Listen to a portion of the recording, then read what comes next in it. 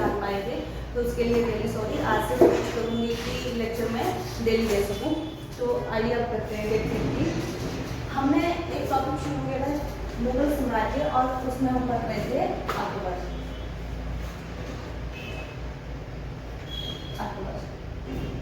आज हम डिस्कस करेंगे अकबर की विजय के बारे में कि उन्होंने किन किन क्षेत्र पर अधिकार करके मुगल साम्राज्य में को मिला लिया था। तो one by one, step by step हम उन चीज़ों को डिस्कस करेंगे, ठीक है। तो सबसे पहले हम उनकी विजय देख लेते हैं कि उन्होंने कौन कौन से क्षेत्र जो थे विजय किए थे। किसकी विजय है ये? अकबर की। तो सबसे पहले हम बात करते हैं पानीपत। ये कब करा था? 1556 में। दूसरी बात करते हैं हम अजमेर, ग्वालियर और जौनपुर। ये 1556 से लेकर 60 के बीच सारे के सारे क्षेत्रों पर जो था मुगल का अधिकार हो गया था। आगे हम बात करते हैं मालवा, 1560 से 1562 के बीच में। और फिर बात करते हैं हम गोंडवाना, इस क्षेत्र पे अधिकार किया था 1564 में। और अब हम इन क्षेत्रों को पढ़ लेते हैं पहले, फिर आगे डिस्कस करेंगे, ठीक है। तो सबसे पहले हम बात करते हैं पानीपत के युद्ध के बारे में, ठीक है। तो देखो, पानीपत के युद्ध के कारण क्या थे? सबसे पहले कारण क्या थे, वो युद्ध क्यों हुआ, उसके कारण क्या थे, और एक पढ़ेंगे इसमें युद्ध के महत्व क्या थे, उस युद्ध का क्या इंपॉर्टेंस थी, वो क्यों महत्वपूर्ण सिद्ध हुआ मुगलों के लिए। तो सबसे पहले बात करते हैं कारण की। तो देखो, जब 1556 में हुमायूं की मृत्यु हुई थी, तो पंजाब जो हमारे अकबर थे और इनके जो शिक्षक थे बैरम था, वो पंजाब में सिकंदर सूरी के खिलाफ जो थे वो अभियान पे गए हुए थे। तो वहीं पे उनको ये समाचार मिला, और साथ में उन्हें क्या पता लगा कि उनका एक तारदी बेग, उस टाइम पे तारदी बेग दिल्ली और आगरा में जो था मुगल गवर्नर था। आगरा और दिल्ली पर मुगल गवर्नर था, ठीक है। तो क्या खबर मिली इनको कि जो आदिल शाह सूरी वंश के जो अंतिम थे, कौन थे? आदिल शाह। उनका एक जो मंत्री था हेमचंद्र विक्रमादित्य, उसने क्या करा है, दिल्ली पर और आगरा पर आक्रमण करके उनको अपने अधीन कर लिया है। और साथ में वहां पे मुगल गवर्नर था तारदी बेग, उसको बाहर निकाल दिया है। तो ये एक मेन रीजन था लड़ाई का कि अकबर ने इसको क्या अपना अपमान समझा, अब जो था वो इसको वापस पाना चाहता था। तो मुख्य कारण ये था कि उन्होंने दिल्ली और आगरा पर अधिकार जो था कर लिया था, क्लियर चीज। और दूसरा कि उन्होंने एक सपना देखा था मुगलों ने कि बहुत बड़ा साम्राज्य स्थापित करने का जो देखा था, तो उसमें अब जो था आगरा और दिल्ली को जीतना उनके लिए जो जरूरी हो गया था, ठीक है। क्योंकि देखो, दिल्ली आज भी एक सेंटर पॉइंट है और उस टाइम भी वैसा ही था। तो इन स्थानों को जीतना उनके लिए बहुत जरूरी हो गया था। तो ये दो रीजन क्या था कि आगरा और दिल्ली पर हेमू का अधिकार हो गया था, साथ में तारदी बेग को वहां से निकाल दिया था, ठीक है। और दूसरा था कि एक विकसित बहुत बड़ा साम्राज्य स्थापित करने के लिए उनका इन स्थानों को जीतना बहुत जरूरी हो गया। तो दो इनके रीजन थे, ठीक है। अब देखो, लड़ाई हुई कब? 5 नवंबर 1556 को ये लड़ाई हुई थी, ठीक है। तो जब ये लड़ाई हुई तो इन सबसे पहले जो अकबर के शिक्षक थे उन्होंने क्या किया कि उन्होंने तारदी बेग को मार दिया। क्या किया उन्होंने? जब उन्होंने विद्रोह शुरू किया तो उन्होंने तारदी बेग को मार दिया, ताकि जो और मुगल सैनिक है, मुगल गवर्नर है, उनमें उत्साह बना रहे, ठीक है, उनमें उत्साह बना रहे। तो सबसे पहले उन्होंने तारदी बेग को मारा। फिर 5 नवंबर 1556 को पानीपत के मैदान में दूसरा जो था वो पानीपत का युद्ध हुआ, ठीक है। तारदी बेग पे किसने अटैक किया था? सूर्यवंश के शासक। सूर्यवंश के शासक, देखो, सूर्यवंश का शासक था आदिल शाह। मैंने बताया था ना, इसका टाइम पीरियड 53 से 55 था। 1553 से 55 इसका टाइम पीरियड था। तो इसके एक मंत्री था हेमू, ठीक है। इसने आक्रमण कर दिया था और इसने तारदी बेग को वहां से निकाल दिया था, ठीक है। ये सूर्यवंश का ये जो है शेरशाह सूरी का भतीजा था और इसका एक मंत्री था हेमू, और ये बहुत योग्य था। कहते हैं कि इसने 22 लड़ाइयां लड़ी थी, उसमें से एक भी नहीं हारी थी, और इस लड़ाई में भी क्या था, इसको जीतने की पूरी उम्मीद थी, ठीक है। इसको लगता था कि ये जीत जाएगा और शायद जीत भी जाता, लेकिन क्या हुआ कि जब ये पानीपत की लड़ाई शुरू हुई तो एक तीर उसकी आंखों में जा लगा, और जैसे ही तीर लगा तो ये जमीन पर गिर पड़ा, और उसके नीचे गिरते ही पूरी सेना में क्या थी, भगदड़ मच गई थी। देखो जब एक सेनापति जो होता है वो घायल हो रहा है और जख्मी हो रहा है, उसकी डेथ हो गई है, तो पूरी की पूरी सेना बिखर जाती है। सेम वैसे ही जैसे एक फादर होता है, वो फैमिली का हेड होता है, अगर उनको कुछ हो जाए, देखो फैमिली तो चलती रहती है लेकिन उस वे से नहीं चलती है। तो चाहे आप फैमिली ले लो, चाहे आप कोई संस्था ले लो, चाहे सेना ले लो, ठीक है। जो हेड है, जो मुखिया है, अगर वो ही नहीं रहेगा तो क्या होता है कि फैमिली जो बिखर जाती है, फिर जितने लोग होंगे उतने रास्ते जो है वो शुरू हो जाते हैं, ठीक है। तो यहाँ भी वैसे ही हुआ कि जब ये हेमू जो है उनको तीर लगा और जमीन पर गिर गया तो सारी सेना में भगदड़ मच गई। सैनिकों ने जो यहाँ भागना शुरू कर दिया और बहुत बुरी तरह से भगदड़ मच गई। और क्या हुआ कि हेमू को पकड़ा गया और इस युद्ध में हेमू को गिरफ्तार कर लिया गया और उसका वध कर दिया गया, ठीक है। और उसी के साथ ही आगरा और दिल्ली पर मुगलों का अधिकार हो गया, ठीक है। अब बात करते हैं कि जो ये 1556 में पानीपत का दूसरा युद्ध हुआ था, इसके महत्व क्या थे, ये क्यों इंपॉर्टेंट हो गया था, ठीक है। सबसे पहले इसके महत्व क्या थे पानीपत के दूसरे युद्ध के, देखो जो अकबर का सबसे बड़ा शत्रु था हेमू, हेमचंद्र विक्रमादित्य, उसका अंत हो गया। क्योंकि देखो इसने 22 लड़ाइयां लड़ी थी, उसमें एक भी नहीं हारी थी, तो सबसे बड़ा योद्धा था ये उस टाइम का, ठीक है। योद्धा था और ये हिंदू था, ठीक है। तो इतना बड़े योद्धा का अंत हो गया जो कि अकबर का सबसे बड़ा शत्रु था, ठीक है। हेमू का अंत हुआ। दूसरा इसका महत्व क्या था कि इसके साथ ही अफगान वंश का जो था वो अंत हो गया। क्या हो गया, इसके साथ ही अफगान वंश का अंत हुआ, ठीक है। और क्या इंपॉर्टेंस रही, तीसरा उसको दिल्ली और आगरा पर जो था उसका अधिकार हो गया, ठीक है। ये तो हेमू का अंत हो गया, दूसरा अफगान का अंत हो गया, दिल्ली और आगरा पर जो था वो मुगलों का अधिकार हो गया। और अब और साम्राज्यों को और क्षेत्रों को जीतना उसके लिए जो था वो बहुत इजी हो गया था, ठीक है। अब चलते हैं अगला, ये जो है 1556 से लेकर 1560, तो देखो अजमेर, ग्वालियर, ठीक है। और तीसरा हमारा यहाँ पे जौनपुर, ठीक है। कौन था, जौनपुर। इनको किसने जीता था, इनको बैरम खान ने जीतकर, किसने, बैरम, कौन था ये अकबर का शिक्षक भी था, संरक्षक था, अभिभावक भी था, ठीक है। बैरम खान ने जीतकर कहाँ मिला लिया, मुगल साम्राज्य में मिला लिया। अब देखते चलो, देखो दिल्ली आगरा उसका हो गया, अजमेर, ग्वालियर, जौनपुर पे उसका अधिकार हो गया, किसका, अकबर ने, ठीक है। अब देखो अगर बात करें अजमेर, ग्वालियर, जौनपुर की, तो सीधा अकबर ने नहीं जीता था इनको, किसने जीता था, उसके अभिभावक बैरम खान ने जीता था, ठीक है। अब बात करते हैं मालवा की, ठीक है। इसकी बात कर रहे हैं मालवा की।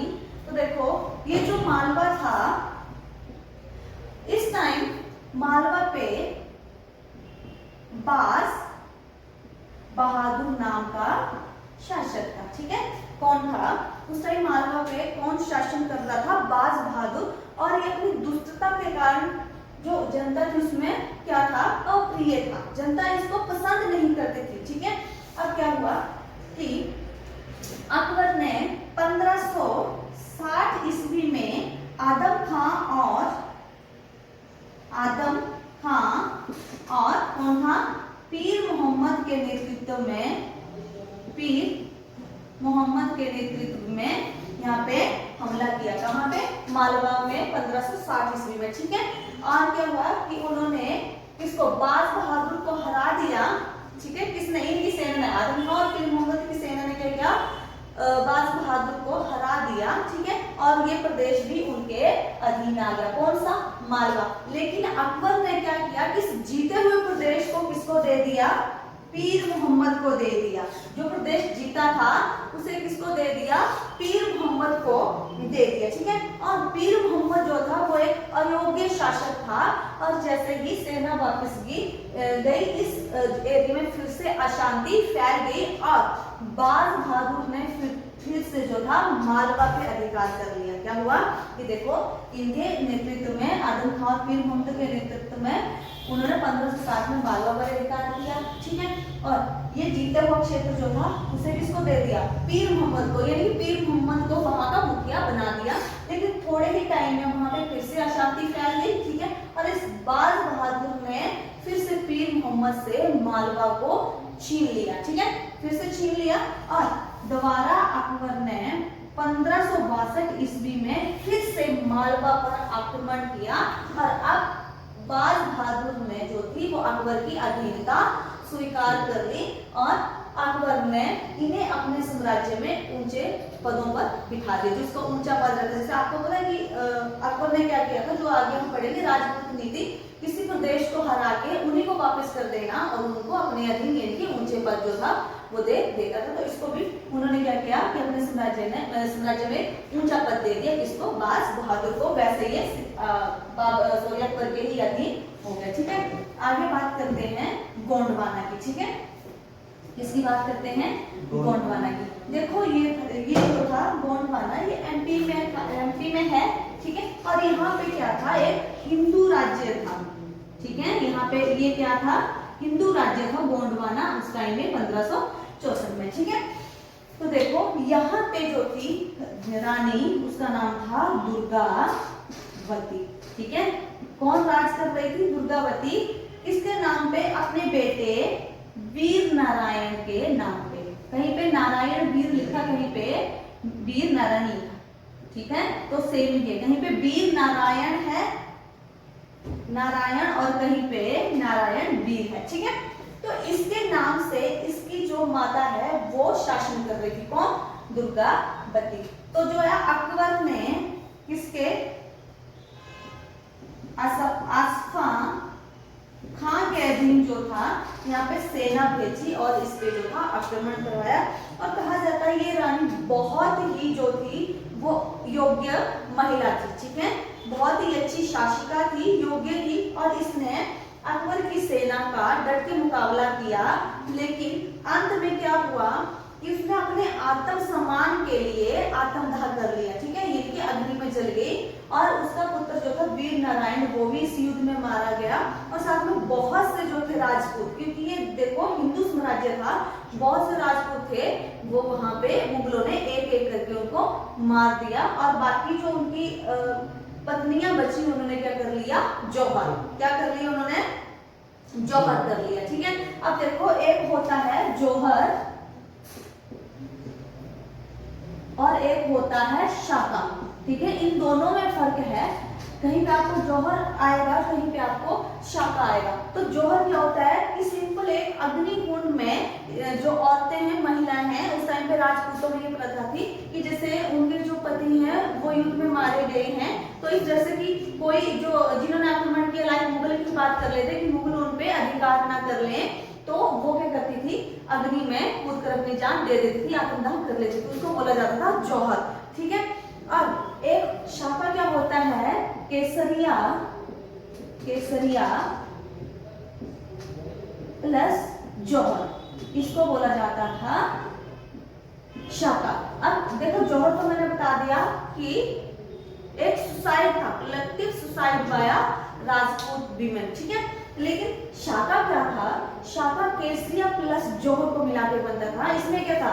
देखो जो मान लो किसी साम्राज्य में किसी ने जो है आक्रमण किया है, और जिन पे आक्रमण किया उनको जीतने की उम्मीद नहीं है। ठीक है। उनको पता कि हम मारे जाएंगे, लेकिन वो क्या करते थे कि एक केसरिया रंग का जो कपड़ा सर पे बांध के मरना है, लेकिन लड़के मरेंगे, ऐसे नहीं मरेंगे, उनका मुकाबला करते हुए मरेंगे, उसको बोला जाता था शाका। तो ये दो चीजें हिस्ट्री में आपको परेशान करेगी, जौहर और शाका। ठीक है। तो शाका होता था केसरिया प्लस जौहर, और जौहर मैंने आपको बता दिया। ठीक है। तो ये गोंडवाना एक हिंदू साम्राज्य था, और उसपे दुर्गावती अपने जो अल्पवयस्क बेटा था वीर नारायण, उसके नाम से शासन किया करती थी। और अकबर ने 1564 में यहाँ पे आक्रमण करवाया, ठीक है। तो इस रानी ने बड़ी बहादुरी के साथ अकबर की सेना का मुकाबला किया, लेकिन अंत में अपने सम्मान के लिए, सेल्फ रिस्पेक्ट के लिए वो अग्नि में कूद गई और ये भी मारा गया। और जो इस युद्ध में मारे गए थे हिंदू, उनकी रानियों ने क्या किया कि जौहर कर लिया, ठीक है। आगे बढ़ते हैं हम।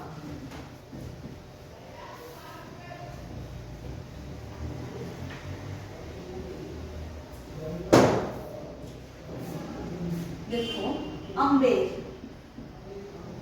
ठीक है, अम्बेर 1562 में, ठीक है।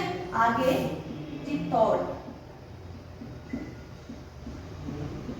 1567 और 1568 में। क्लियर हो गई ये चीज। आगे हमारा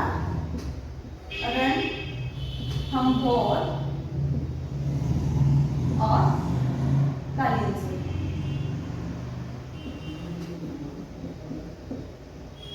69 में। आगे है हल्दी घाटी का युद्ध, ये है 1576 में। आगे है मारवाड़,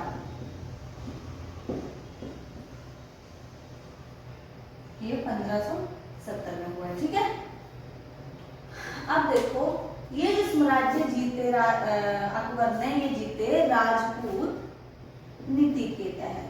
किसके तहत? राजपूत नीति के तहत। अब राजपूत नीति क्या थी? देखो अकबर ये चीज भली भांति जानता था कि जो जिस साम्राज्य को उसने सपना देखा है, एक विस्तृत साम्राज्य का जिसने सपना देखा है, वो सपना कैसे पूरा हो सकता है? राजपूतों की सहायता से। कैसे पूरा हो सकता है? राजपूतों की सहायता से। और दूसरा, वो ये भी अच्छी तरह से जानता था कि राजपूतों को सिर्फ युद्ध से ही नहीं जीता जा सकता, यानी कि जो राजपूती क्षेत्र है उनको सिर्फ युद्ध से ही नहीं जीता जा सकता। तो उसने उसके लिए क्या किया? एक राजपूत नीति अपनाई। और उसमें क्या था कि उसमें मैत्रीपूर्ण विवाह संबंध बनाए, ठीक है। मित्रता करी किसी राज्य के साथ, किसी के साथ उन्होंने शादी करी, ठीक है। और कहीं तो ऐसा हुआ कि उसने जो प्रदेश जीते हैं उनको उन्हीं को ही लौटा दिया और उनको अपने अधीन कर लिया, इनडायरेक्ट वे में, ठीक है।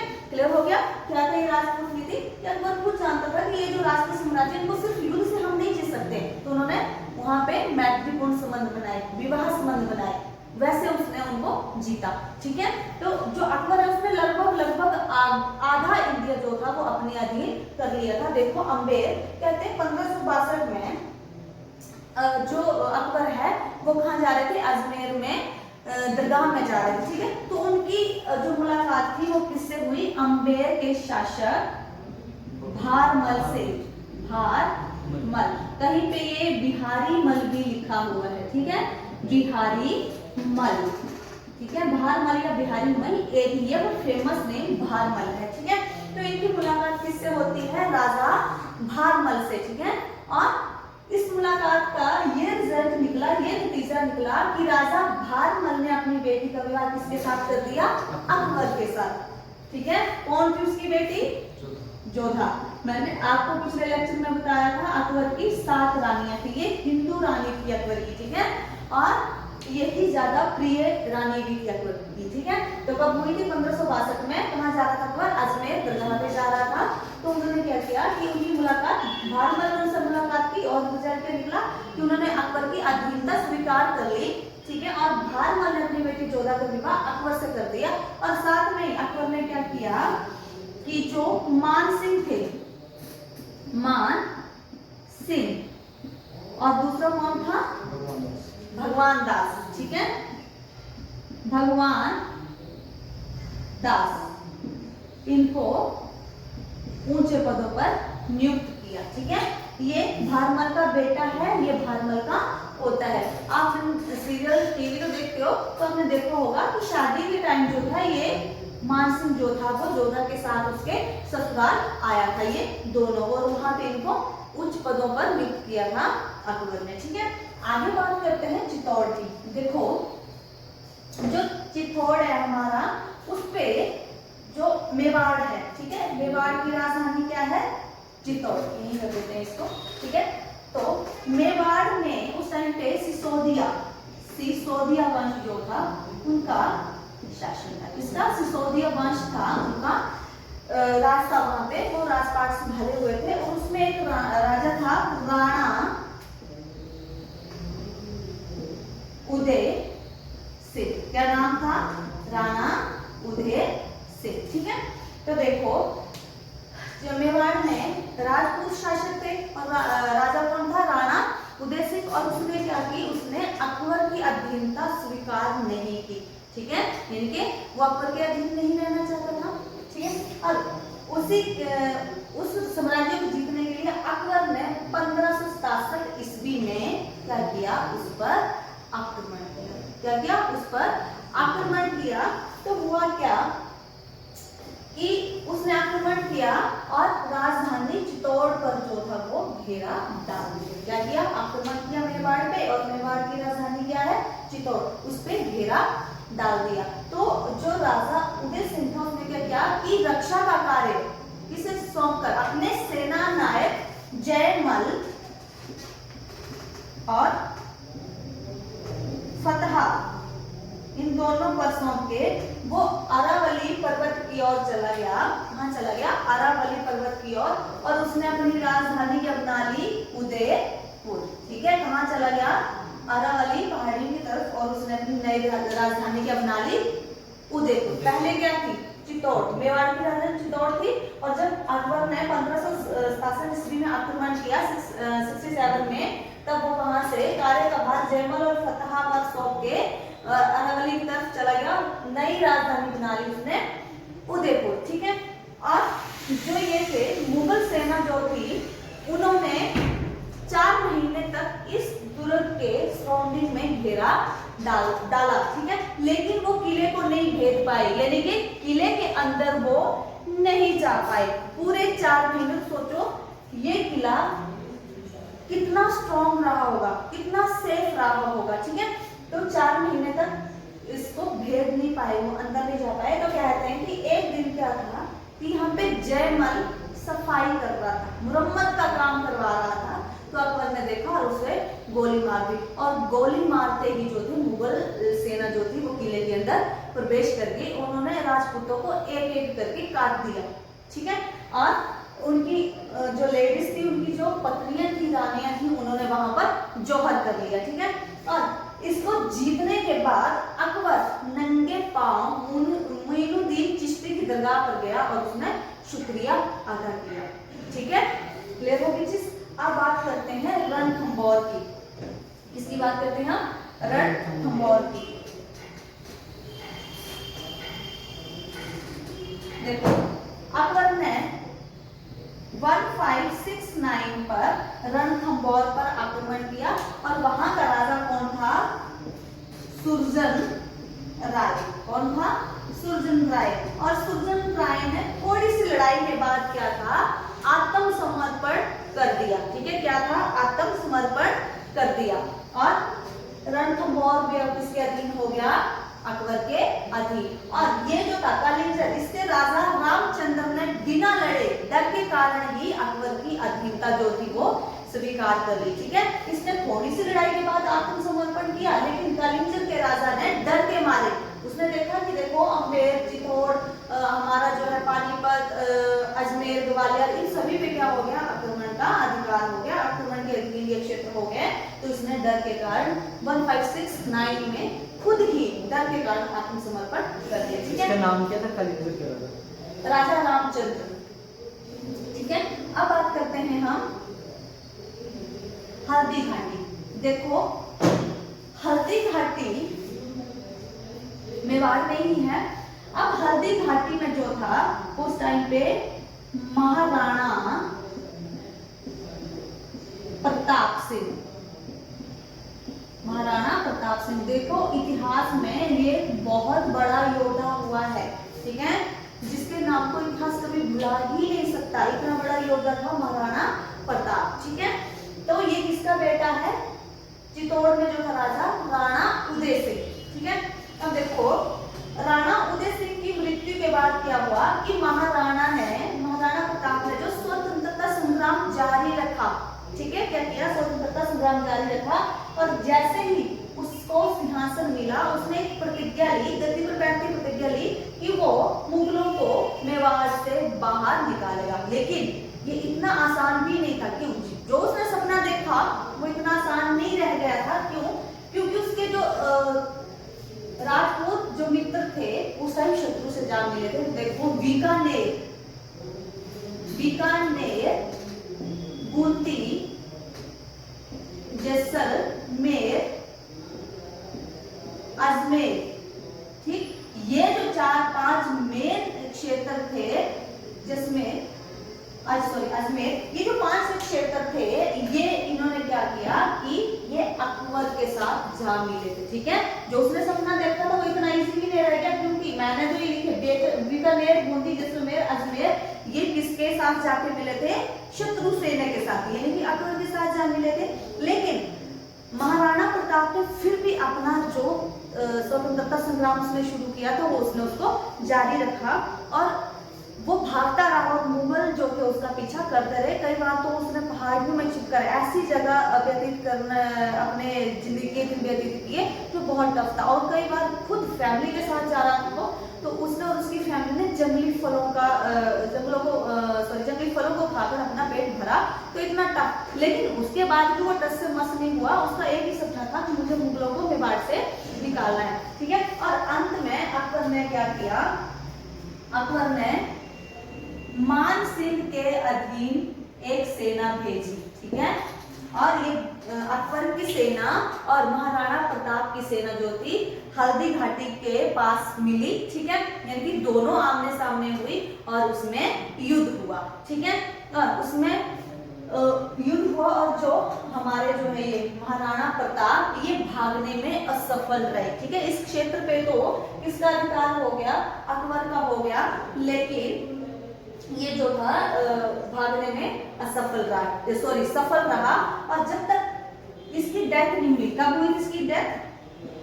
1597, यानी कि 1597 में। तब तक इसने मुगलों से कम आधा मेवाड़ जो था वो वापस छीन लिया था। ठीक है, आधा मेवाड़ वापस छीन लिया था, यानी कि ये वाले जो राजा रहे हैं हिंदू राजा, इन्होंने मुगलों की नाक में दम कर रखा था। ठीक है, अपनी डेथ तक। यहाँ से देखो हल्दी घाटी के युद्ध में ये भागने में सफल रहा, ये भाग गया और 1597 तक का वो था, 1576 तक, यहाँ तक इसने कम से कम लगभग पूरा ही मेवाड़ जो था इसने छीन लिया था अकबर से। लेकिन जैसे ही इसकी डेथ हुई फिर से यहाँ पे किसका अधिकार हो गया? मुगलों का। ठीक है, और अंत में मारवाड़ इसके राजा चंद्रसेन ने भी खुद अकबर के दरबार में जाकर उसकी अधीनता स्वीकार कर ली थी। क्लियर हो गई? मारवाड़ का जो शासक था चंद्रसेन, उसने 1570 ईस्वी में खुद अकबर के दरवाजे में जाकर, उसके दरबार में जाकर, उसके साम्राज्य में जाकर उसने अधीनता स्वीकार कर ली थी। तो आज के लिए इतना ही काफी है। और अंत में मैं आपसे एक बात डिस्कस करना चाहती हूँ कि आप वीडियो को लाइक करें, शेयर करें, कमेंट करें। और दूसरा है कि आप क्वेश्चन जरूर पूछें, क्योंकि आपके क्वेश्चन ही मेरे को जो है आगे बढ़ने का हौसला देते हैं।